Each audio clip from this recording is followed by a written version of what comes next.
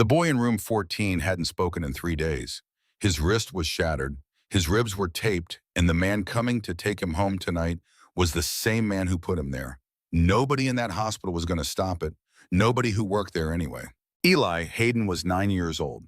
He lay in the hospital bed staring at the ceiling, tiles counting them for the 217th time. 217 white squares with tiny black holes arranged in a grid that never changed no matter how many times he counted. The clock on the wall said 4:47. Troy would come at 6. The doctor would sign the papers. Eli would go home. He knew this the way you know the sun will rise.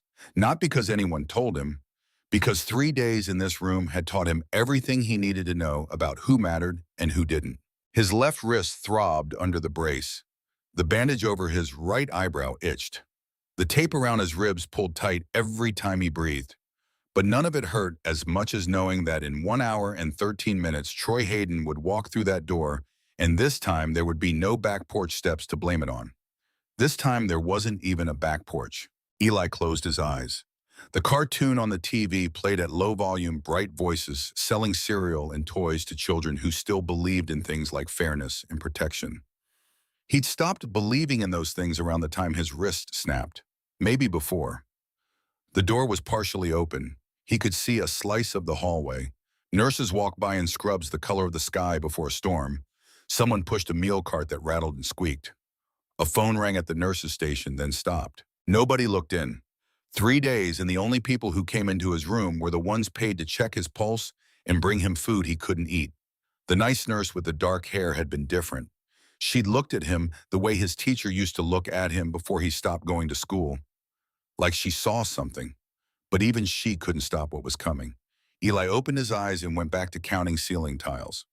1, 2, 3. Somewhere across the city, a Harley-Davidson rumbled through the October afternoon, heading towards St. Michael Hospital with a man who had no idea his life was about to change. Kane Mercer pulled into the hospital parking lot at 4:51 on a Tuesday that felt like the end of something. The sky over Tulsa had turned the color of old pewter, and the wind carried the first real bite of winter. He cut the engine and sat for a moment in the sudden silence, his left forearm wrapped in a grease-stained shop rag held together with electrical tape. The gash wasn't deep enough to kill him. He'd had worse, but it was deep enough to need stitches. And at 64 years old, Kane Mercer knew the difference between a wound that would close on its own and one that wouldn't. He swung his leg off the bike and stood to his full height. 6'3", 220 pounds, most of it earned through decades of hard living and harder choices. The Hells Angels patch on the back of his cowhide vest caught the pale afternoon light. The death's head grinning at anyone who looked too long. 2 women walking toward the entrance saw him and stopped. One touched the other's arm. They changed direction, giving him a wide arc, and disappeared through the automatic doors without looking back. Kane barely noticed. He'd stopped noticing that reaction a long time ago. In the inside pocket of his vest, folded in thirds, was a piece of paper that mattered more than the cut on his arm. He'd gotten it 2 weeks ago. Read it once, put it away. Hadn't looked at it since. The paper said small cell carcinoma. Stage 2A, treatment recommended. Prognosis, 60%, 5-year survival if addressed immediately. Kane had an appointment with an oncologist next Wednesday. He'd written it down on a napkin that was probably still in his kitchen, under a coffee mug, next to the ashtray he kept telling himself he'd throw away. But today wasn't about cancer. Today was about 8 stitches, maybe 10, in and out in 20 minutes. He walked toward the entrance. The automatic doors slid open with a mechanical sigh, and the smell hit him like a fist. Antiseptic, floor wax, that particular chemical sweetness hospitals used to cover the smell of sickness and fear. It was the same smell from 8 years ago, when he'd sat in a room just like this one, while doctors told him there was nothing more they could do for Beth. Nothing more we can do. As if they'd been doing something. As if 3 rounds of chemotherapy that turned his wife into a ghost had been anything other than borrowed time with interest. Kane pushed the memory down and kept walking. The waiting room was half full. 4 rows of plastic chairs bolted to the floor, a television mounted in the corner playing a muted cooking show, fluorescent lights humming overhead like trapped insects. The conversations that had been happening died out one by one as he crossed to the reception desk. The young man behind the desk looked up from his computer screen and went visibly pale. His name tag said Marcus. He couldn't have been more than 20. "I need stitches," Kane said, unwrapping the shop rag enough to show the gash. "Caught it on a chain tensioner." Marcus blinked. His eyes moved from Kane's face to the patch on his vest, to the tattoos that climbed Kane's neck and covered the backs of his hands. Names, dates, images that meant something to Kane and nothing to anyone else. "Of course," Marcus managed. His voice cracked slightly. "I'll need your insurance card and a photo ID." Kane produced both from his wallet without comment. Marcus processed them with hands that trembled just enough to be noticeable. Somewhere to Kane's left, a security guard materialized. Heavy-set man in his mid-50s with a gray mustache and the posture of someone who used to be more formidable than he currently was. His name tag read Don. He positioned himself 6 feet away and didn't try to be subtle about it. Kane didn't acknowledge him. He took his cards back, found a seat in the corner, away from the other patients, and waited. A mother pulled her toddler closer. An old man in a baseball cap stared openly, then looked away when Kane met his eyes. A teenage girl 3 rows up kept glancing back over her phone, curiosity winning out over caution. Kane sat very still and thought about the paper in his pocket. 60% 5-year survival, which meant 40% didn't make it. Coin flip odds. And that was if he started treatment immediately. If he sat through months of poison pumped into his veins, if he let them cut pieces out of him, if he did everything right and got lucky. Beth had done everything right. She'd still died. Kane looked at his hands. The knuckles were scarred from 40 years of fights he'd won and a few he hadn't. The names tattooed across his fingers had faded to blue-green shadows. On the back of his left hand, partially hidden by the bandage, was a small tattoo he'd gotten at 30. 2 words in plain block letters. "Show up." Roy Tasker had shown up. Kane was 11 years old, Pittsburgh summer of 1973. His father had put him in the hospital with 3 broken ribs and a concussion. The official story was a fall down the basement stairs.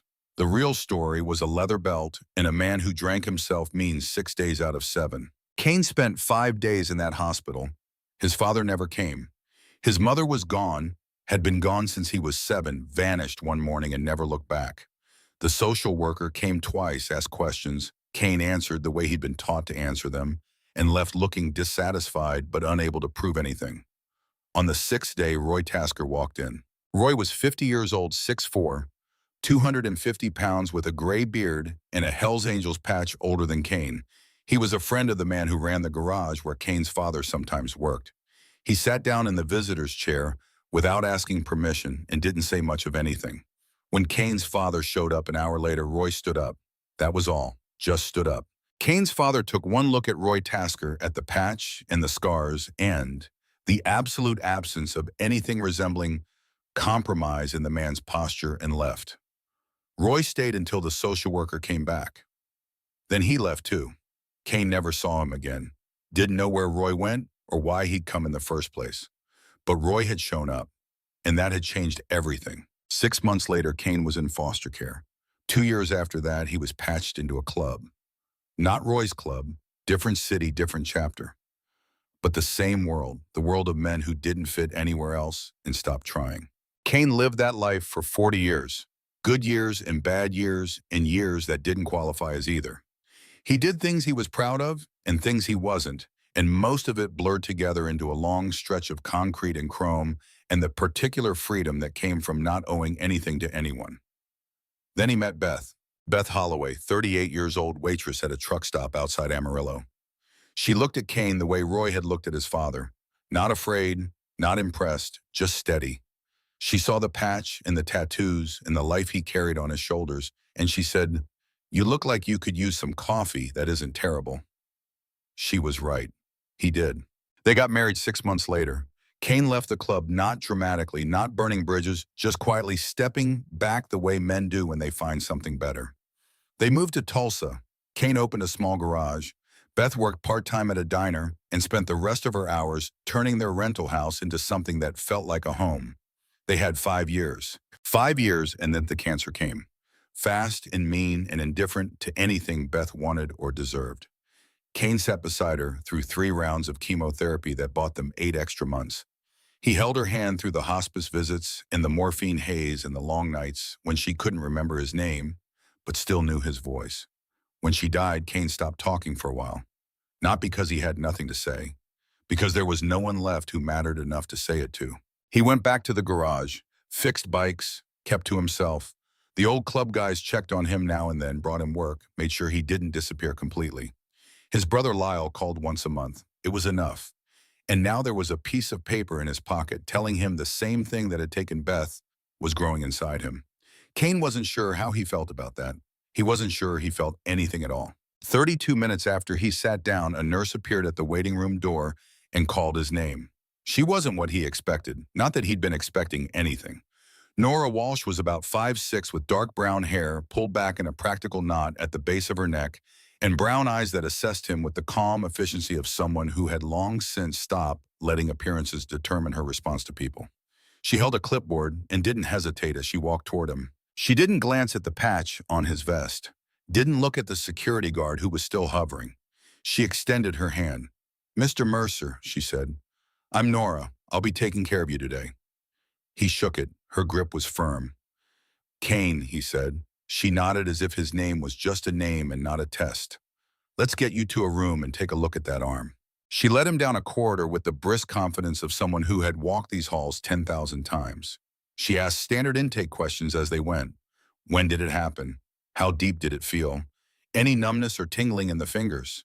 She listened to his answers and wrote them down without commentary. The exam room was small and bright and smelled like latex and disinfectant. Nora gestured to the bed. Kane sat. She unwrapped the shop rag, carefully examined the wound under the overhead light, and nodded to herself. "You're going to need about 10 stitches, she said. "It's clean. Looks like you washed it out." "Gas station bathroom," Kane said. "Smart." She began preparing the suture kit, snapping on gloves with practiced efficiency. "You're going to feel pinch when the local anesthetic goes in. Tell me if it's too much." "It won't be." She glanced at him then, not nervously, but with a look he couldn't quite read, measuring something. "I believe you," she said. The procedure took 20 minutes. She worked with precise, unhurried movements, and when she was done, she dressed the wound and gave him aftercare instructions in a tone that treated him like an adult capable of following them. He was. "You'll want to keep it dry for 48 hours, she said, snapping off her gloves. "Come back in 10 days to have the sutures removed, or see your regular doctor if you have one." "I don't." "Then come back here." She began making notes on his chart. A moment passed, then another.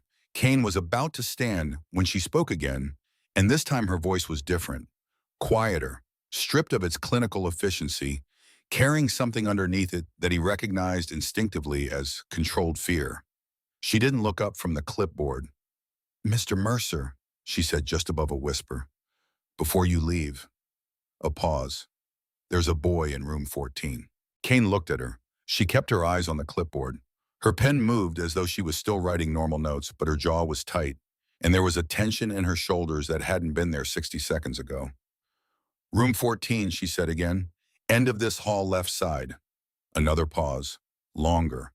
"I think he needs someone to see him." Kane sat very still. Nora's hand wasn't shaking, but it also wasn't entirely steady. She finished whatever she was writing, set the pen down with deliberate care, and finally looked at him. "I've tried everything I'm allowed to try," she said quietly. "I've filed reports. I've talked to my supervisor. I've talked to the attending physician. I've called the state." Her voice stayed level, but something in her eyes didn't. "They all say I don't have enough evidence. They say I'm overreacting. They say the family has been through a difficult time and accidents happen." She held his gaze. "But I know what I see, and I see a 9-year-old boy who hasn't spoken in 3 days, whose injuries don't match the story, and whose legal guardian is coming to take him home tonight." Kane didn't say anything. "I don't know why I'm telling you this," Nora continued, "except that people who look like you don't get ignored the way people like me do, and I'm out of options." She picked up her clipboard, gave him a professionally neutral nod, and walked out. Kane sat in the exam room for a long moment, staring at the closed door. Then he stood up, put on his vest, and turned left. The corridor was quieter at this end of the wing. The nursing station was positioned near the center of the hall, and by the time Kane reached the far end, The ambient noise of the hospital had faded to something almost like silence. Room numbers counted down on the doors to his left. 16, 15, 14. He stopped. The door to room 14 was partially open. Through the gap, he could see the edge of a hospital bed and the pale blue curtain that divided the room. He could hear faintly the sound of a television, a cartoon by the sound of it, bright voices and exaggerated sound effects. Kane pushed the door open slowly and stepped inside. The boy was sitting up in the bed, small and very still against the white sheets. He looked to be about 9, just like Nora had said, small for his age with dark hair and circles under his eyes that belonged on someone much older. His left arm was in a brace. There was a bandage over his right eyebrow. His face beneath the fluorescent pallor was a map of recent damage. Fading yellows and greens along one cheekbone, a sutured cut above the ear. The boy looked at Kane. Kane looked at the boy. He waited for the kid to flinch or cry or call out. He was used to that reaction from children. Hell, he was used to it from adults. He was used to being the thing in the room that people wanted to get away from. The boy didn't flinch. He just looked at him with eyes that were dark and very old and very careful. "Hey," Kane said. "Hey," the boy said back. His voice was quiet, flat, the voice of someone who had used up all his energy just getting through the day and had none left for inflection. "What are you watching?" Kane asked. The boy glanced at the television. "I don't know, it was on." He looked back at Kane. "Are you a biker?" "Yeah." "Like a real one, with a club?" "Yeah." The boy seemed to consider this. "Cool," he said, with the specific flatness of a child who had lost the energy for genuine enthusiasm but was still trying to produce the appropriate response. Kane pulled the visitor's chair from the corner of the room and sat down. It was too small for him, the plastic seat groaning under his weight, but he sat in it anyway. "What's your name?" he asked. "Eli." "Eli what?" "Hayden." "I'm Kane." He leaned forward, elbows on his knees, and looked at the boy with the same steady attention Nora had given him 20 minutes ago. "Those injuries," Kane said. "How'd they happen, Eli?" The boy looked at the television. "I fell," he said. The words came out pre-formed, automatic, the way a line from a memorized script comes out without the micro-hesitations of actual memory. Kane had heard that particular tone of voice before. He'd used it himself once a very long time ago in a different hospital. "Okay," he said. He didn't push. He sat back in the chair. "How long have you been here?" he asked. 3 days. "Anybody been to visit you?" A pause that lasted 1 beat too long. "My stepdad came yesterday." "What about your mom?" Eli's jaw moved. Something flickered behind his eyes and was gone just as fast. "She's in the hospital too," he said quietly. "Different hospital." His voice didn't break, but it thinned. "She got hurt too, when I fell." Kane was quiet for a moment. Outside the window, a cloud moved across what was left of the afternoon light, and the room dimmed slightly. Somewhere down the hall, a monitor beeped in its steady, indifferent rhythm. "Is your stepdad coming back today?" Kane asked. "Tonight, maybe." Eli's hands were very still on the blanket. "He said he'd come after work. He's going to talk to the doctor about taking me home." Something moved behind the boy's eyes. Not anticipation, the opposite of anticipation. Fear, yes, but something else too. Resignation, the bone-deep knowledge that nothing was going to change and no one was going to help, and this was just how things were. Kane knew that look. He'd seen it in the mirror 53 years ago. He stood up. "I'll be right back," he said. Eli nodded once and turned his attention back to the television, where cartoon characters chased each other through a world where nobody got hurt and everything always worked out fine in the end. Kane walked back down the corridor, past the nursing station, past the waiting room, and out into the parking lot. The air was colder now. The sun had dropped below the buildings to the west, and the sky had gone from pewter to charcoal. Kane stood beside his Harley and pulled out his phone. His brother answered on the third ring. The background noise of a garage was audible behind his voice. The hiss of a pneumatic wrench, a radio playing low. "Kane," Lyle said, "what's up?" "I need a favor." A brief silence. Lyle Mercer had left the club 11 years ago. Quietly, no drama, no sides. He ran an auto shop now in Broken Arrow, had a wife and 2 kids, and a yard with a trampoline. It was a life that made no sense when held next to Kane's, and Kane had never said so out loud, but he respected the hell out of his brother for building it. What kind of favor? Lyle asked carefully. The legal kind, Kane said. There's a kid in this hospital, St. Michael, room 14, 9 years old. Name's Eli Hayden, showing injuries consistent with abuse. Attending physician cleared it as accidental. State says they'll send someone in 3 to 5 business days. He paused. Stepdad's coming tonight to take him home. Silence on the other end. The pneumatic wrench stopped. Kane, I know. You can't just... I know, Kane said again. That's why I'm calling you. You still talk to Brennan. Brennan, the guy Lyle went to high school with who ended up in the district attorney's office. They played poker twice a month and their kids went to the same school. Another silence. Longer this time. Yeah, Lyle said finally. I still talk to Brennan. I need him to make a call that actually moves things, Kane said. Not 3 to 5 business days. Tonight. Kane, you know how this is going to look. You're 64 years old with a patch on your back, sitting alone in a hospital room with a 9-year-old boy. I know. They're going to assume, I know, Kane said for the third time, but I'm not leaving. The silence stretched. Kane could hear Lyle breathing, could hear the calculations happening on the other end of the line. Risk, consequence. The cost of getting involved versus the cost of walking away. The mom's at another hospital, Lilo asked. Mercy Regional. Same story, worse injuries. Jesus. Yeah, Lyle exhaled slowly. Brennan owes me. I'll call him. Thanks. Kane. His brother's voice shifted into something that didn't have a clean name. Concern, maybe, or fear. Be careful. Always am. No, you're not. Kane almost smiled. I'll call you later. He hung up and stood in the parking lot for another moment looking at the hospital entrance. The automatic doors slid open and closed as people came and went. None of them looked at him. None of them knew what was happening in room 14 or cared even if they did. Kane thought about the paper in his pocket, the one that said he had maybe 5 years if he was lucky and did everything right. 5 years. Roy Tasker had given him 6 hours. Just 6 hours on a summer afternoon in 1973, and it had changed the entire trajectory of Kane's life. He could give this kid 6 hours. Kane walked back inside. The corridor was even quieter now. Shift change was happening. Nurses moved with purpose, but without urgency. Somewhere a phone rang and went unanswered. Kane reached room 14 and pushed the door open. Eli was exactly where he'd left him. Still sitting up, still watching the television without really watching it. Your stepdad, Kane said as he sat back down in the too small chair. What time does he usually show up? 6 o'clock, Eli said. Sometimes 6:30. Kane checked his watch. 5:47. Okay, he said. Eli looked at him with those old careful eyes. Why are you here? He asked. It wasn't suspicious. Just genuine curiosity. The kind of question that deserved an honest answer. Kane thought about Roy Tasker, about Beth, about the paper in his pocket, and the fact that time was the one thing none of them ever had enough of.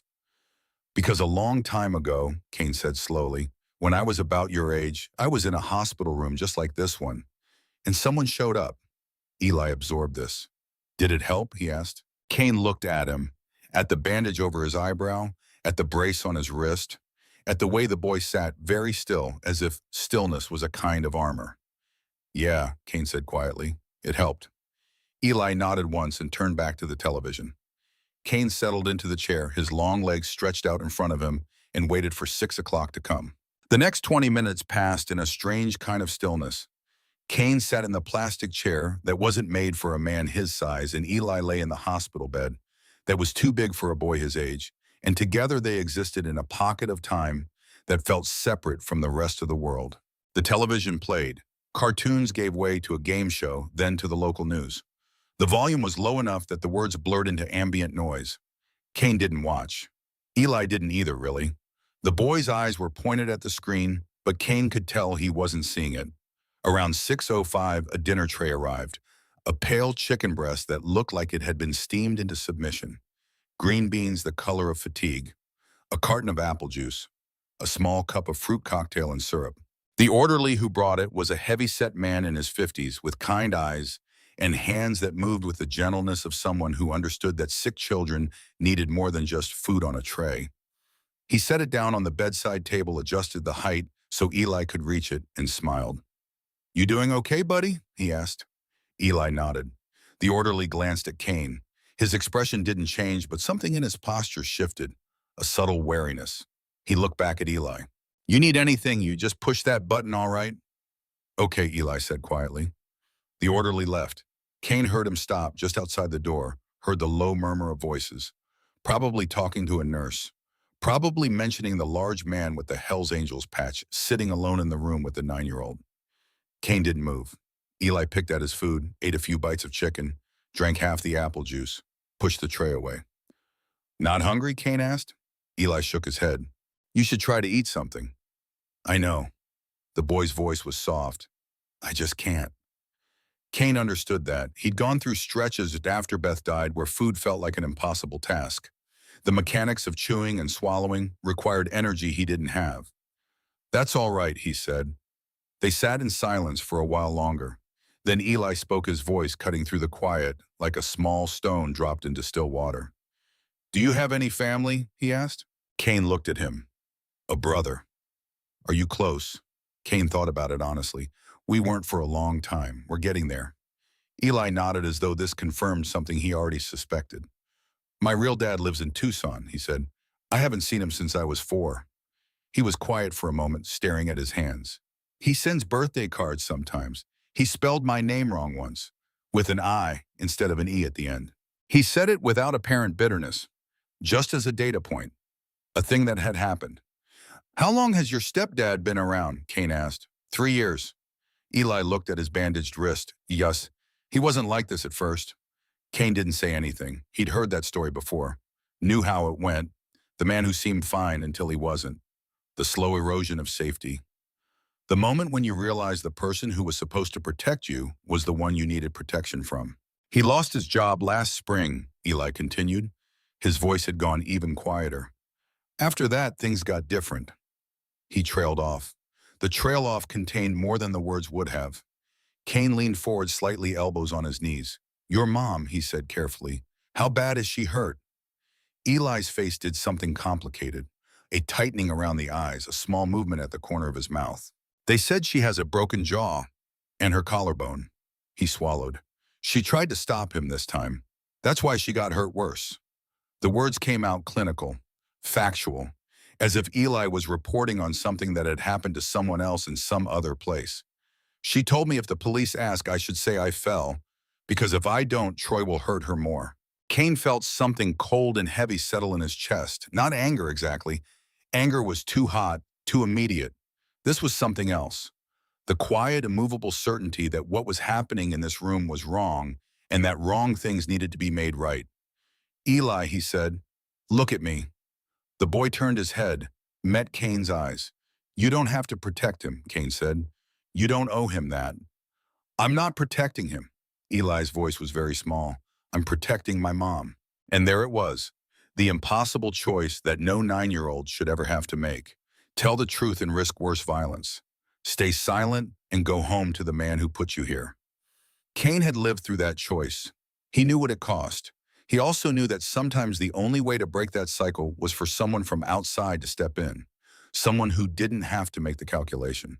Someone who could afford to stand in the way. "You got any tattoos?" Eli asked suddenly, his voice shifting away from the heavy subjects like a bird veering from a window. Kane blinked at the change in direction. Then he understood. The boy needed to talk about something else. Anything else. "Yeah," Kane said. "A few?" "Do they mean things?" "Some of them." Eli's gaze moved over Kane's forearms, what he could see of them below the rolled-up sleeves of Kane's shirt. "Which one's your favorite?" Kane considered the question. He had a lot of ink, most of it accumulated over decades. Names of brothers who died. Dates that marked things he didn't talk about. Images that meant something at the time and less now. He pushed up the sleeve on his left arm, carefully mindful of the fresh stitches and the bandage Nora had applied. Just below the gauze on the inside of his forearm was a small tattoo. Plain block letters, no embellishment. "Show up." "I got this one when I was 30, Kane said. Eli leaned forward slightly to see it better. "What's it mean?" "It means most of the time that's all it takes, showing up." "For what?" "For anything that matters." Eli thought about this. His young face was very serious. Did someone show up for you? He asked. Kane nodded. Once, when I needed it. What happened? Kane looked at the boy, at the bandage over his eyebrow, at the careful way he held his injured wrist, at the exhaustion that lived behind his eyes. I was about your age, Kane said slowly, in a hospital room like this, waiting for my father to come back. He paused. Someone showed up, a man I barely knew. He didn't do much, just sat in a chair, refused to leave. Eli went very still. When my father arrived and saw him sitting there, he left. Never came back. Kane's voice was quiet. That man, Roy, he stayed until help came. Changed everything. Did you ever see him again? Eli asked. No, never got to thank him. Kane looked at the tattoo on his arm. So I got this instead. Eli nodded slowly. He seemed to be working something out in his head. Are you showing up for me? He asked. Kane met his eyes. Yeah, he said simply. I am. The boy absorbed this. Then he lay back against the pillows, some of the tension leaving his small shoulders. Okay, Eli said. Just that. Okay. They sat together in the quiet. The television murmured. The clock on the wall ticked. Outside the window, the October sky darkened toward evening. At 6:08, the shift changed. Kane heard it before he saw it. The subtle increase in corridor traffic. New voices at the nursing station. The particular rhythm of people clocking out and people clocking in. Then the door opened and a woman stepped inside. She was compact, early 50s, with short gray hair and the kind of authority that came from years of managing both patients and personnel. She wore scrubs and an ID badge that identified her as Patricia Cross, nurse manager. She took one eye of the scene in room 14 with an expression that moved from surprise to professional alarm in about 2 seconds. Sir, she said, her voice clipped and firm, I'm going to need you to leave this room. Kane looked at her calmly. I'm visiting. You're not listed as a family member or approved visitor for this patient. Kane turned slightly in his chair. Eli, do you want me to leave? The boy shook his head. He says he doesn't mind, Kane said. Patricia's jaw tightened. That's not how this works. You need to leave, or I'll need to call security. All right, Kane said pleasantly. Call security. She blinked. That wasn't the response she'd expected. I'm serious, she said. So am I. Patricia pulled a phone from her pocket and made the call. Kane stayed exactly where he was, sitting in the plastic chair with his hands loose on his knees, the picture of someone who had no intention of going anywhere. 3 minutes later, Don appeared in the doorway, the same security guard from the waiting room. He looked at Kane, looked at Patricia, and seemed to be doing calculations of his own. Sir, Don said, his voice trying for authority and landing somewhere closer to uncertainty. I need you to come with me. Why, you're disrupting hospital operations. I'm sitting in a chair. You're making the staff uncomfortable. Kane raised an eyebrow. Am I making you uncomfortable, Eli? Eli shook his head again, more firmly this time. Kid says he's fine with me being here, Kane said. Don looked at Patricia. Patricia's face was going red. This is inappropriate, she said. You have no authorized reason to be in this patient's room. I'm a concerned citizen, Kane said. You're a liability. Before Kane could respond, another figure appeared in the doorway. Dr. Victor Hale, late 50s, silver hair combed back with precision, wearing a white coat over business casual attire. He had the bearing of a man accustomed to being the most important person in any given room. He looked at Kane with the specific contempt of someone who has decided what a person is and has no interest in revising that assessment.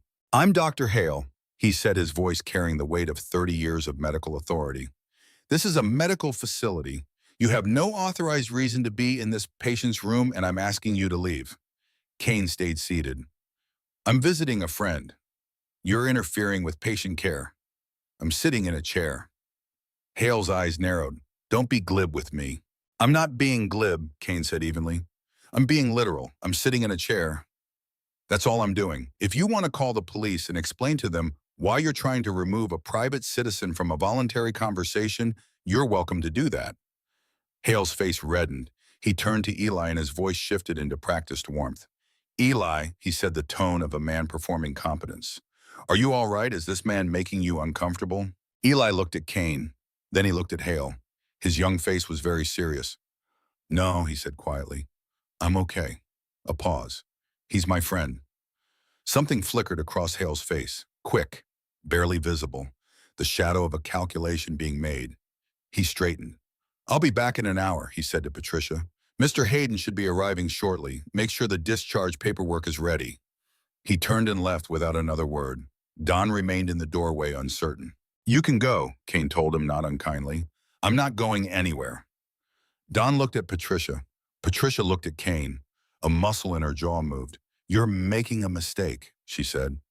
Kane looked at Eli, at the brace on his wrist, at the bandage above his eyebrow, at those dark, careful eyes that were watching everything. "No," Kane said quietly. "I don't think I am." Patricia left.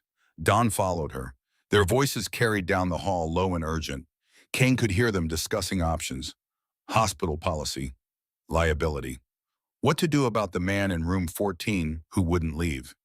Eli was looking at Kane with something new in his expression.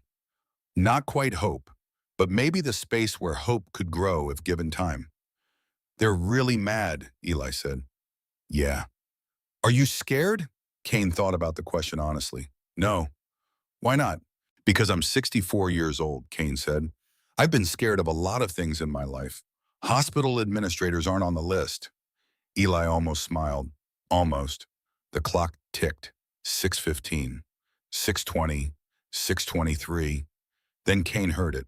Footsteps in the corridor, heavy and deliberate. The walk of a man who was used to a room adjusting itself to accommodate him. Troy Hayden appeared in the doorway at 6:24. He was 43 years old, thick through the shoulders, with a close-trimmed beard going gray at the sides and eyes the flat, pale blue of shallow water. He wore work clothes, Carhartt pants, a canvas jacket with a company logo on the breast. He looked like a contractor or a foreman. He looked, in fact, perfectly ordinary. He saw Kane and stopped. The expression that crossed his face was not fear. It was the expression of a man recalibrating, reassessing a situation he had walked into expecting one set of conditions and finding another. His eyes moved from Kane to Eli and back to Kane. "What is this?" Troy said. His voice was controlled. Practice control, the kind that comes from long habit. "Evening," Kane said. "Who are you, Darian?" "A friend." "Why are you in my son's room?" "Stepson," Eli said quietly from the bed. Troy's gaze snapped to the boy with a speed that was reflexive, and in that fraction of a second before he smoothed it out, Kane saw the thing underneath. The quick, hot anger of a man who was accustomed to having his framings accepted without correction. It was there and gone. But it was enough. Troy looked back at Kane. He assembled a smile piece by piece. "Eli," he said, his voice shifting into something softer. "Buddy, how are you feeling?" "Okay," Eli said. His voice had gone very small. Troy stepped into the room. Not all the way, just far enough to establish presence. "I don't know who you are," he said to Kane, still maintaining that reasonable tone, "but I'm going to need you to leave. This is a private family matter." "I was invited," Kane said. "By who? By Eli?" Troy's jaw shifted. He was doing the math now. Kane could see it, sizing him up, calculating whether to push. He glanced at the Hells Angels patch on Kane's vest. His eyes lingered there for a moment. "Look," Troy said, shifting tones again, going for reasonable man to man. "I don't know what you think you know, but this is none of your business. Eli had an accident. His mother had an accident. These things happen."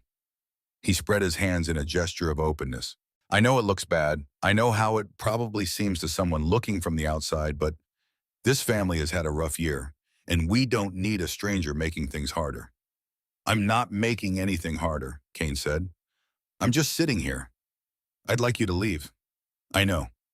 Troy's face went through a rapid internal sequence. Then he straightened, made a decision. "I'm going to get the doctor," he said. He looked at Eli. "Buddy, start getting your things together. We're going home tonight." He left. The room felt colder after he was gone. Eli sat very still in the bed. His good hand was gripping the blanket over his lap, the knuckles white. "Kane," he said quietly. "Yeah." "He's going to come back with Dr. Hale." "I know. Dr. Hale likes him. They went to the same college or something. Troy told me that the first day." Eli's voice was steady, but his hands were not. "He's going to make you leave," Eli said. "Isn't he?"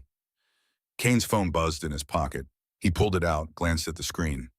"Lyle." "Hold on," he said. He stepped into the corridor just far enough to take the call. Tell me, Kane said. Brennan came through, Lyle's voice said. He called Child Crisis Services. Different branch from DHS. Faster response. They've got a caseworker en route. Should be there within the hour. A pause. He also ran your guy, Troy Hayden. Domestic disturbance call 2 years ago at a prior address in Broken Arrow. Charges were dropped. Ex-wife filed a restraining order in 2019. Let it lapse 6 months later. Lyle's voice was flat, reciting facts. Brennan's talking to the on-call DA now about an emergency protective order. Kane leaned against the corridor wall. Down the hall, he could see Troy talking to Dr. Hale near the nursing station. Troy was gesturing. Hale was nodding. How long? Kane asked. Brennan said within the hour, maybe faster. Kane looked at his watch. 6:31. Okay, he said. Thanks, Lyle. Don't do anything stupid, Lyle said. Define stupid. Kane, I'll call you later. He hung up and walked back into room 14.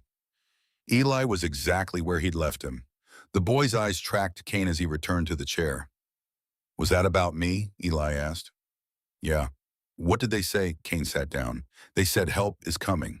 How soon? Soon enough. Eli looked at the clock, then at the door, then back at Kane. What if it's not soon enough? Kane met his eyes. Then I stay here until it is. 2 minutes later, Troy and Dr. Hale appeared together. There was a different quality to Hale's authority now.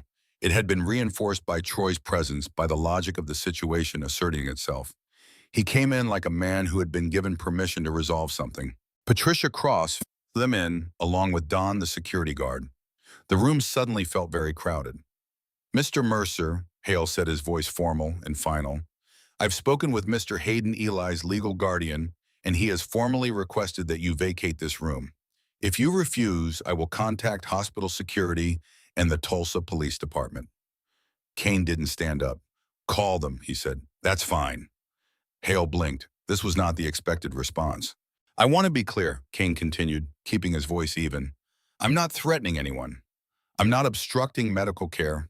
I'm not in violation of any law by being in this room. Eli has not asked me to leave. His legal guardian can request security or police, and I'll speak to them calmly when they get here. He paused. So let's call them. You are deliberately interfering with a patient discharge, Hale said. The discharge hasn't begun, Kane said. I'm sitting in a chair. Troy stepped forward. His reasonable mask was slipping slightly. You need to understand something, he said, his voice harder now. I don't know what story you think you've heard, but you are wrong. I love that boy. I take care of him. We've had some hard times, but we're family. And you're interfering with that. Kane looked at him steadily. If that's true, then you have nothing to worry about. What's that supposed to mean? It means if you're telling the truth, then the police coming here won't be a problem for you. Troy's face changed. The color drained slightly. His eyes went flat. You called the police? I made some calls, Kane said. You have no right. I have every right, Kane said quietly. Same as anyone who sees a child in danger. There is no danger, Hale interjected. I am the attending physician. I have examined this patient thoroughly. The injuries are consistent with the reported accident. The house doesn't have a back porch, Kane said. Hale froze. Eli told me, Kane continued. He said the story was that he fell down the back porch steps. But his house doesn't have a back porch. Does it, Troy? Troy's face went through several expressions very quickly. Anger, calculation, something that might have been fear. He's confused, Troy said. The concussion? He's not confused, Kane said. He's scared. This is absurd, Hale said, but there was something in his voice now, a crack in the certainty. Mr. Mercer, you are not qualified to make these determinations. No, Kane agreed, but the people I called are. Patricia's phone buzzed. She looked at it, and her expression changed. Dr. Hale, she said quietly. There's a woman at the nurse's station from Child Crisis Services. The room went silent. Hale turned to look at her. What Child Crisis Services? Patricia repeated. A caseworker. She's asking to speak with the attending physician for Eli Hayden. A pause.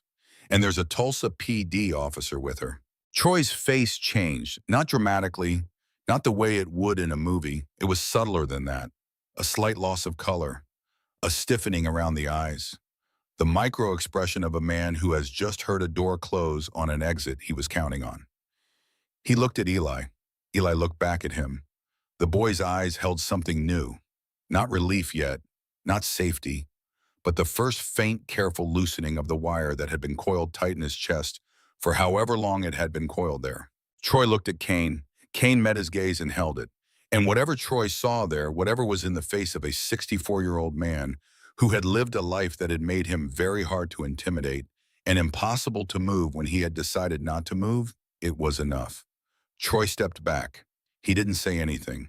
He stepped back into the corridor, and a moment later Kane heard his footsteps, that heavy, deliberate walk moving away down the hall. Not running, not dramatic, just leaving. Dr. Hale remained in the doorway for a moment longer, his expression cycling through something complicated. Professional pride, doubt, the beginning of a realization that perhaps he had believed what was convenient rather than what was true. Then he too left. Patricia and Don followed. The room was quiet again. Kane sat down heavily in the chair. He realized his hands were shaking slightly. Not from fear, from adrenaline, from the particular exhaustion that comes after holding a position for a long time against sustained pressure. Eli let out a breath, long and slow, the breath of a child who had been holding it for longer than a breath can reasonably be held. "Is it over?" he asked. Kane looked at him, at this small, brave boy who had survived something no child should have to survive. "It's starting to be," Kane said. The caseworker's name was Delphine Rourke. She was 45 years old with auburn hair, pulled into a tight bun, and black-framed glasses that gave her a severe appearance, softened only by the warmth in her eyes. She carried a leather portfolio and moved with the calm, focused energy of someone who had seen enough to be moved by it and still had not stopped being moved by it. She arrived at room 14 with Officer Briggs, a Tulsa PD patrol officer in his mid-30s, who had the weathered face of someone who'd worked night shifts for too long. He positioned himself in the hallway, giving Delphine space to work. Delphine introduced herself to Kane first, shaking his hand with a firm grip, then turned her attention to Eli. "Hi, Eli," she said, her voice gentle but professional. "My name is Delphine. I'm from Child Crisis Services. I need to ask you some questions. Is that okay?" Eli looked at Kane. Kane gave him a small nod. "Okay," Eli said quietly. "I'd like to speak with you privately if that's all right. Just you and me. Officer Briggs will be right outside the door." Eli's eyes widened slightly. Fear flickered across his face. "Can Kane stay?" he asked. Delphine considered this. "I need to talk to you alone, sweetheart. It's important that I hear your story without anyone else in the room. But Kane can wait right outside with Officer Briggs. He's not going anywhere. Right, Mr. Mercer?" "Right," Kane said. He stood up. "I'll be just outside the door, Eli. You tell her the truth, all of it." Eli nodded, though his hands gripped the blanket tighter. Kane stepped into the corridor. Officer Briggs was leaning against the wall, arms crossed, observing the hallway traffic with the bored alertness of someone used to waiting. "You the one who made the calls?" Briggs asked. "My brother did. I asked him to." Briggs looked Kane up and down. The patch, the tattoos, the age and the hardness that came with it. "You family know." "How do you know the kid?" "I don't. Met him a couple hours ago." Briggs absorbed this. "And you decided to park yourself in his room and refuse to leave?" "Yeah." "Why, Bob?" Kane looked at the officer. Briggs had tired eyes, but not cynical ones. The kind of cop who'd seen too much, but hadn't let it destroy whatever sense of duty had brought him to the job in the first place. "Because someone needed to," Kane said simply. Briggs studied him for a long moment. Then he nodded once, as if that answer was sufficient. They stood in silence. Down the hall, Kane could see the nursing station. Nora was there updating a card. She glanced in his direction, caught his eye, and gave the smallest nod. An acknowledgement. A thank you, maybe. Or maybe just recognition that they'd both done what they could. 15 minutes passed, then 20. The door to room 14 remained closed. Kane could hear the low murmur of voices inside. Delphine's calm questions. Eli's quieter responses. Then the door opened. Delphine stepped out. Her expression was controlled, but Kane saw the tightness around her mouth, the way her jaw was set. She looked at Briggs. "We need to contact Mercy Regional. The mother, Corinne Hayden, is a patient there. I need to coordinate with their social services immediately." "What did the kids say?" Briggs asked. "Enough." Delphine's voice was steady. "More than enough.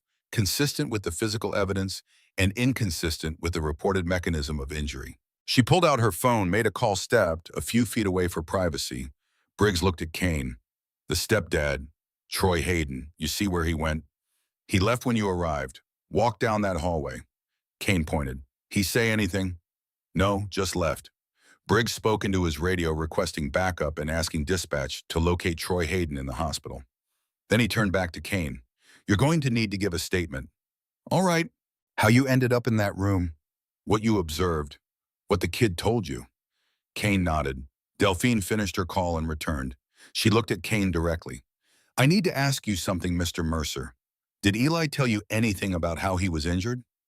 He said he fell, but the way he said it, I knew he was lying, or repeating something he'd been told to say. Did he tell you anything else? He said his house doesn't have a back porch. The story on the medical report says he fell down the back porch steps. Delphine wrote this down. Anything else? He said his mother tried to stop Troy. That's why she got hurt worse. Delphine's pen paused for just a second, then continued writing. And you stayed in the room because Kane thought about how to answer that. The real answer was too complicated, too tangled up in Roy Tasker, in Beth, in the paper in his pocket that said he was dying. Because he needed someone too, Kane said. It was the same answer he'd given Briggs. It was the only answer that mattered. Delphine looked at him for a long moment. Then she closed her portfolio. We're filing for an emergency protective order tonight, she said. Eli will be placed in emergency foster care until we can stabilize his mother's situation and complete a full investigation. What about Troy? Kane asked. Officer Briggs will locate him and bring him in for questioning. Whether charges are filed will depend on the statements from Eli and his mother and the medical evidence. The doctor who cleared this as an accident, Kane said. Hale, he and Troy are friends. Troy told Eli they went to college together. Delphine's expression didn't change, but something hardened behind her eyes. I'll make a note of that, she said. She went back into the room to finish her interview. Kane remained in the hallway with Briggs. Another 10 minutes passed. Then Delphine emerged again, this time with Eli. The boy was in a wheelchair, hospital protocol for discharge. He wore sweatpants and a t-shirt someone had brought him days ago. His left arm was still in the brace. His small backpack of belongings sat in his lap. He looked at Kane. They said I can't go home, Eli said. His voice was very small. Kane knelt down so he was eye level with the boy. That's right, he said. You're going somewhere safe, somewhere Troy can't get to you. What about my mom? They're going to help her too. Eli's eyes were bright with tears he was trying very hard not to shed. I'm scared, he whispered. I know, Kane said, but you're going to be okay, I promise. How do you know? Because you were brave enough to tell the truth. That's the hardest part. Everything else gets easier from here. Eli nodded, though Kane wasn't sure the boy believed him. Delphine put a hand gently on Eli's shoulder. We're going to wait here for a little bit, she said. Someone very nice is coming to meet you. Her name is Marley. She's going to take care of you for a while. Is she nice? Eli asked. Very nice, Delphine said. She's helped a lot of kids. You're going to like her. They waited. Kane stood. His knees protested. 64 years old and kneeling on hospital linoleum. He felt every one of those years. Nora appeared from the nursing station. She had a tablet in her hands and the careful expression of someone who had just done something that might cost her. Mr. Mercer, she said quietly, can I speak with you for a moment? Kane followed her a few steps down the corridor out of earshot of Delphine and Eli. I just submitted a formal complaint about Dr. Hale, Nora said. Her voice was steady but quiet. I documented everything. The relationship between Hale and Troy Hayden. The fact that Hale dismissed my concerns without proper investigation. The fact that he was prepared to discharge Eli into an unsafe environment. Kane looked at her. You know that's going to come back on you. I know. She met his eyes. But I'd rather lose my job than let that boy go home to the man who put him here. You might not lose your job. I might. Patricia is already upset. Hale has a lot of influence here. She paused. But you were right to stay, and I was right to ask you to check on him. Sometimes doing the right thing costs something. Kane thought about the paper in his pocket, about Beth, about Roy Tasker. Yeah, he said quietly. Sometimes it does. Nora nodded once, then returned to the nursing station. 25 minutes later, Marley Sutton arrived. She was 62 years old with short silver hair and kind blue eyes. She wore jeans and a simple sweater and carried herself with the calm warmth of someone who had done this many times and still approached it with genuine care. Delphine introduced them. Marley knelt beside Eli's wheelchair with a grace that suggested this was muscle memory. "Hi, Eli," she said. Her voice was soft. "I'm Marley. I know you've had a really hard few days. I'm going to take you to my house for a while. You'll have your own room. We'll get you some dinner. And tomorrow we can talk about what happens next. Does that sound okay?" Eli looked at her warily. "Do you have a dog?" "I do. Her name is Pepper. She's very old and very lazy, and she loves kids." "Okay," Eli said, the smallest bit of tension leaving his shoulders. Marley looked at Delphine.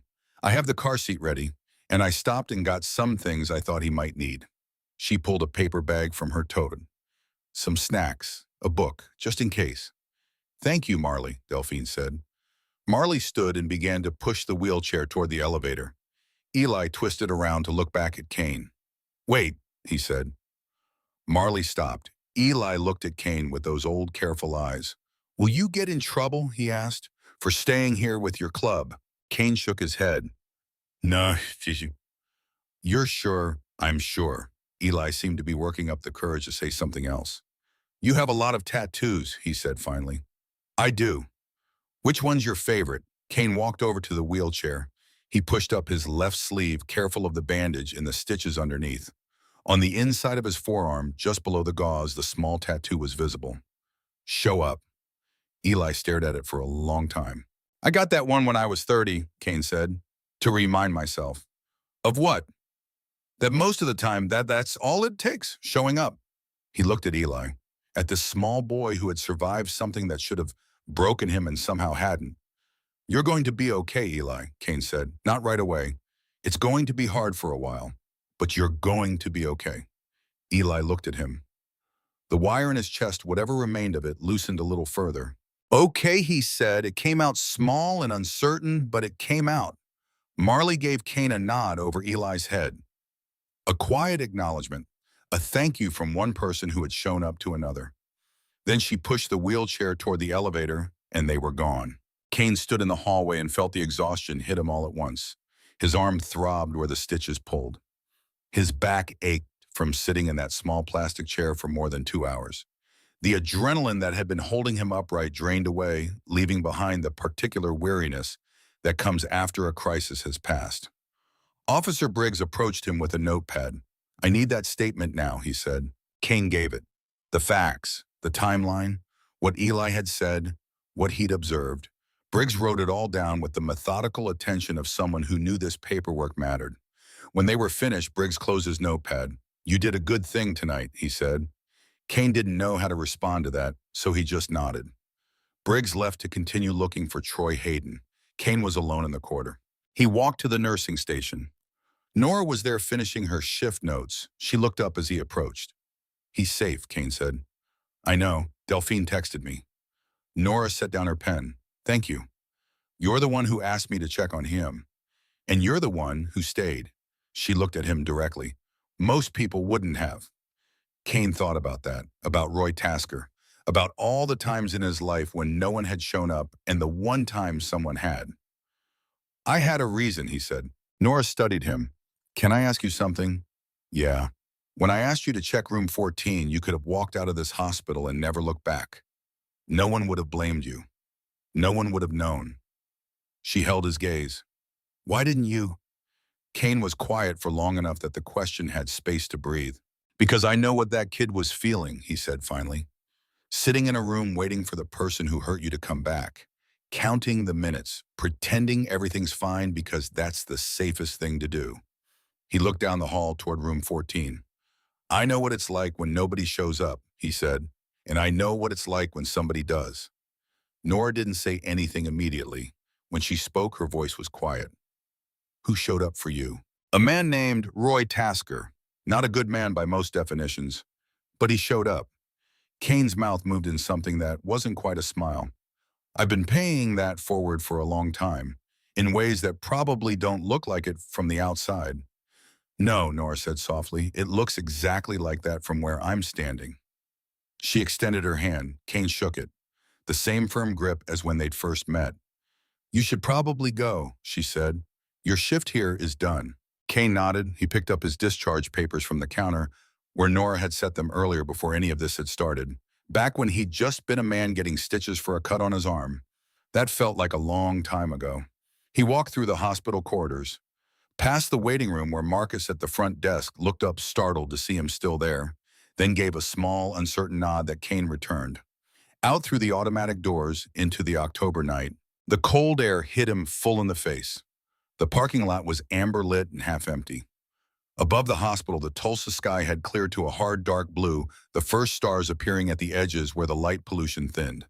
His Harley sat where he'd left it more than 6 hours ago. 6 hours. It felt like longer. Kane stood beside the bike and pulled out his phone. He found the number he'd been avoiding for 2 weeks. The oncologist's office. It went to voicemail. He waited for the beep. This is Kane Mercer, he said. Patient number 47329. I want to schedule an appointment to start treatment. Call me back. He hung up. In the inside pocket of his vest, the paper with the diagnosis still sat folded in thirds. Small cell carcinoma, stage 2, 60% a 5-year survival if treated immediately. Kane had spent 2 weeks thinking about that 60%, about whether it was worth it, about what 5 more years would look like, about dying alone in a hospital room like Beth had despite everything they'd tried. He still didn't have answers to most of those questions. But standing in the parking lot of St. Michael Hospital and with Eli's face still fresh in his mind and the memory of Roy Tasker sitting heavy in his chest, Kane thought maybe the questions didn't matter as much as he'd thought.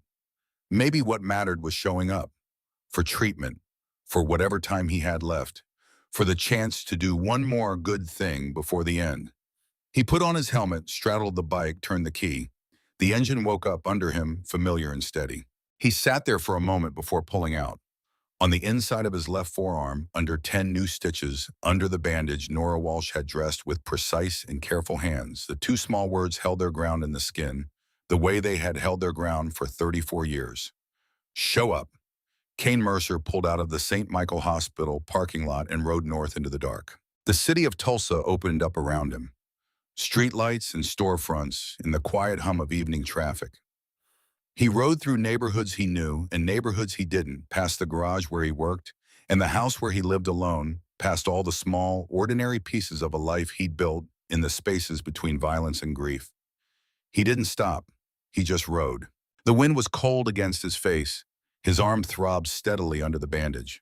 He was 64 years old with cancer growing in his lungs and no one waiting for him at home. But tonight he had shown up for a boy who needed someone to stand in a room and refuse to move. And that boy was safe now, sleeping in a stranger's house with a dog named Pepper and a woman named Marley who had shown up for dozens of other kids before him. That had to count for something. That had to mean something. Kane rode until the city thinned and the lights grew sparse. Then he turned around and headed back. 6 months later, the garage in Broken Arrow smelled like motor oil and old coffee and the particular kind of male companionship that didn't require a lot of words. Lyle's shop. 3 bays, 2 lifts, shelves of parts, organized with the precision of a man who had spent his whole life working with his hands. Kane was in bay 2 elbows deep in the engine of a 73 shovelhead that someone had brought in half dead and asked him to resurrect. He'd been working on it for 2 weeks, taking his time, getting it right. His head was smooth and shining under the work lights, bald from the chemotherapy that had started 6 weeks after that night at St. Michael Hospital. 4 rounds down, 2 more to go. The doctors said it was working, the tumor was shrinking, the 60% was holding. Kane didn't think about that too much. He just showed up for the appointments and let them poison him and came home and slept and did it again 2 weeks later. The side effects were manageable. Fatigue, nausea, a strange metallic taste that never quite went away. But he was still here, still upright, still working. The bell above the shop door chimed. Kane looked up from the carburetor he was rebuilding and saw Marley Sutton standing in the doorway. And beside her, holding her hand with his left hand, because his right was still in a brace, though a much smaller one now, was Eli Hayden. The boy had grown. Not much. 6 months wasn't enough for real growth, but there was something different in his face, something that looked like the beginning of healing. Eli saw Cain and his eyes went wide. "Cain," he said, and there was real joy in his voice. Cain set down his tools and wiped his hands on a rag. Eli ran across the garage and threw his good arm around Cain's waist. Cain stood very still for a moment, surprised by the force of the embrace. Then he put his hand on the boy's shoulder. "Hey, kid," he said quietly. Eli pulled back, looking up at him. His eyes took in the bald head the way Cain had lost the IV port visible at the base of his neck. "You're sick," Eli said. It wasn't a question. "Yeah," Cain said, "but I'm getting better." "You promise?" Cain thought about the doctors and their careful optimism. The scans that showed progress. The percentages that never quite reached certainty. "I'm trying," he said, which was the truth. Marley approached smiling. "I hope you don't mind us dropping by. Eli's been asking about you for weeks. We were in the area and I thought—" "It's fine," Cain said. He looked at Eli. "How are you doing?" "Good." Eli's voice was stronger than it had been. "I'm staying with Marley. Mom is—" He paused. "Mom is out of the hospital. She's in a place where she can get help. Delphine says maybe in a few months we can live together again." "That's good," Cain said. "Real good." "Troy is in jail," Eli added matter of fact. "He's going to be there for a long time." Cain nodded. He'd heard. Lyle had kept him updated. Troy Hayden had been charged with 2 counts of domestic assault and 1 count of child abuse. The evidence had been overwhelming. Eli's testimony, Corinne's testimony, the medical records, the history of prior complaints. He'd taken a plea deal, 7 years. It wasn't enough. It was never enough. But it was something. "You back in school?" Cain asked. "Yeah, I'm in 4th grade now." Eli looked around the garage, taking in the bikes and the tools and the organized chaos of a working shop. "Is this where you work?" "Sometimes. It's my brother's place. I help out when he needs it." Eli walked over to the shovel head, studying it with the focused attention of someone genuinely interested. "Is this yours?" he asked. "No, customer bike. Guy wants it running for a rally next month." "Will you get it done?" "Yeah." Eli looked back at him. "Can I come visit you again sometime?" Cain glanced at Marley. She nodded. "Sure," Cain said. "You can come visit." Eli smiled, a real smile, the first Cain had seen from him. They stayed for another 20 minutes. Eli asked questions about the bikes. Cain answered them. Marley and Lyle talked quietly near the office, discussing logistics and schedules in the way adults do when they're trying to coordinate the care of a child who has too many people looking after him and not enough all at once. When they left, Eli hugged Cain again. "Thank you for showing up," Eli said into Cain's shirt. Cain felt something tight in his chest loosen, something that had been there for a very long time. "You're welcome," he said. He watched them drive away, Marley's sedan disappearing down the street. Then he went back to the shovelhead and picked up where he'd left off. Lyle came over wiping his hands on a rag. "That the kid from the hospital?" he asked. "Yeah. He looks good." "He does." Lyle was quiet for a moment. "You look like shit, though." Cain almost laughed. "Chemo'll do that." "You gonna make it?" "Don't know yet. Doctors say maybe." "That's better than no." "Yeah." Lyle put his hand on Cain's shoulder, just for a second, the closest either of them usually got to affection. "I'm glad you called me that night," Lyle said. "I'm glad you stayed." Cain looked at his brother, at this man who had chosen a different path and built a different life, but still showed up when it mattered. "Me too," Cain said. That evening, Cain had a chemotherapy appointment. He arrived early, checked in with the receptionist, whose name he'd learned was Linda, and settled into the familiar waiting room chair. The infusion center was quieter than the hospital. Soft lighting, recliners instead of exam tables. People in various stages of treatment, some reading, some sleeping, some staring at nothing in particular. Mr. Mercer. He looked up. Nora Walsh stood into the doorway, not in scrubs this time, but in jeans and a sweater. She held 2 cups of coffee. "Nora," he said, surprised. "I work here now," she said, sitting down beside him. "Left St. Michael 3 months ago." Patricia made things difficult after that night, but it was time for a change anyway. She handed him one of the cups. "I see your name on the appointment list every 2 weeks. Thought I'd finally say hello." Cain took the coffee. "How's Eli?" "Marley sends me updates. He's doing well. Started seeing a therapist. Still asks about you. She paused. Corinne completed her program last month. She and Eli are living together again. Supervised, but together. That's good. It is. Nora looked at him. How are you holding up? Kane thought about the scans from last week. The tumor shrinking. The doctors cautiously optimistic. Still here? Still showing up, Nora said softly. He almost smiled. Yeah. They sat in comfortable silence until the nurse called his name. Nora stood with him. I'll be here next time too, she said. If that's all right. Kane nodded. It's all right. The treatment took 3 hours. Nora stayed the whole time sitting in the chair beside his recliner, reading a book, occasionally looking up to check on him. When it was over and the IV came out, she walked him to his bike. You shouldn't be riding, she said. I'll be fine. Kane. He looked at her. I've been riding since I was 16. I'm not stopping now. She shook her head but didn't argue. Be careful. Always am. No, you're not, she smiled. But you show up, and that's what matters. He put on his helmet and started the engine. Nora stepped back, raised her hand in a small wave. Kane nodded once and pulled out of the parking lot. That night, Kane went home to his small house on the east side of Tulsa. He made dinner, something simple. Soup and bread. He ate half of it before the nausea came. He sat on his back porch in the April evening, wrapped in a blanket Beth had picked out years ago, and looked at the stars. His phone buzzed. A text from Nora: drive safe. See you in 2 weeks. He typed back, made it home. Thanks for the coffee. Another text appeared. This one from Marley. Eli wanted me to tell you he got an A on his science project. He used magnets. Says you told him they were cool.